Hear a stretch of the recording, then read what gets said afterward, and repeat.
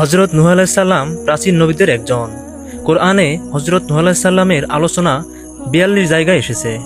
মানবজাতিকে এক আল্লাহর আহ্বান জানিয়ে তিনি বলেছিলেন, তোমরা শুধু এক আল্লাহর ইবাদত করো এবং আমার কথা মানো, আল্লাহ তোমাদের গুনাহ ক্ষমা করে দেবেন।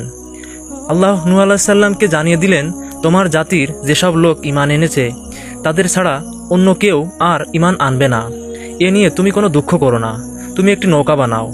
হজরত নূহ আলাইহিস সালাম আল্লাহর আদেশে মেনে একটি বিরাট নৌকা বানাতে শুরু করেন। হজরত আদম আলাইহিস সালামের সন্তানেরা ধীরে ধীরে আল্লাহর কথা ভুলে যেতে বসেছিল।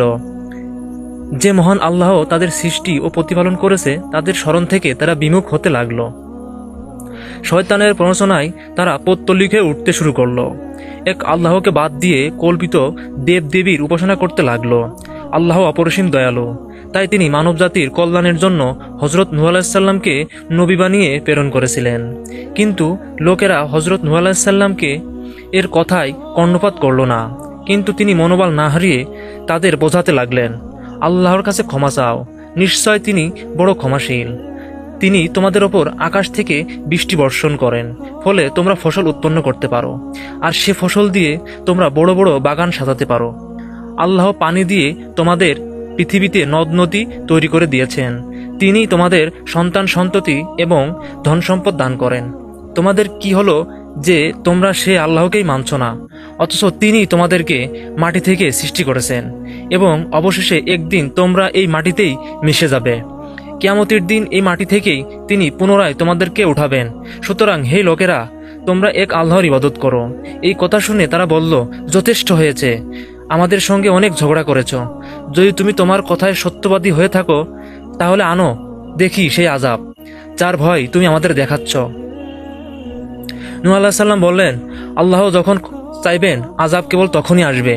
তার স্বজাতির নেতারা নৌকা বানাতে দেখে তাকে ঠাট্টা ও তামাশা করতে লাগলো। তিনি বলতেন, যখন আল্লাহর প্রতিশ্রুত আযাব আসবে তখন টের পাবে। অবশেষে আল্লাহর প্রতিশ্রুতি আযাব শুরু হলো।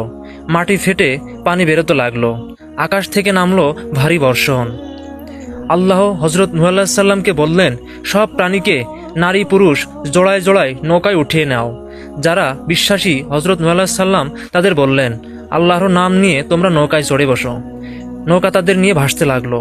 হজরত নূহ আলাইহিস সালাম তার সন্তানকে বললেন, আমাদের সঙ্গে নৌকায় চড়ো, অবিশ্বাসীদের সঙ্গে থেকো না। ছেলে দম্ভ ভরে বলল, আমি কোনো পাহাড়ে উঠে পড়ব, তখন এই পানি থেকে মুক্তি পেয়ে যাব। হজরত নূহ আলাইহিস সালাম বললেন, আল্লাহর আযাব থেকে তিনি ছাড়া আর কেউ বাঁচাতে পারবে না।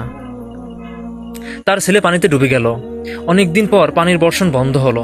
হজরত নূহ আলাইহিস সালামের নৌকা জুদি পর্বতে গিয়ে ঠেকল। তিনি বললেন, হে আল্লাহ, আমার ছেলেও আমার পরিবারের সদস্য, আর আপনার ওয়াদা নিশ্চয় সত্য।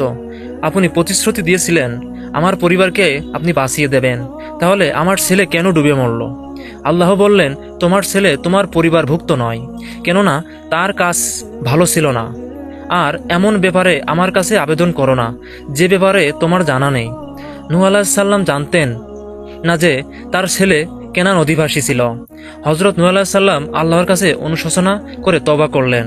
আল্লাহ তাকে ক্ষমা করে দিলেন। এরপর নূহ আলাইহিস সালাম এর উম্মত দুনিয়ায় বসবাস করতে লাগলো। ধীরে ধীরে তাদের সন্তান সন্ততি বৃদ্ধি পেতে লাগলো। তারা সবাই আল্লাহর আনুগত্য করে চলল।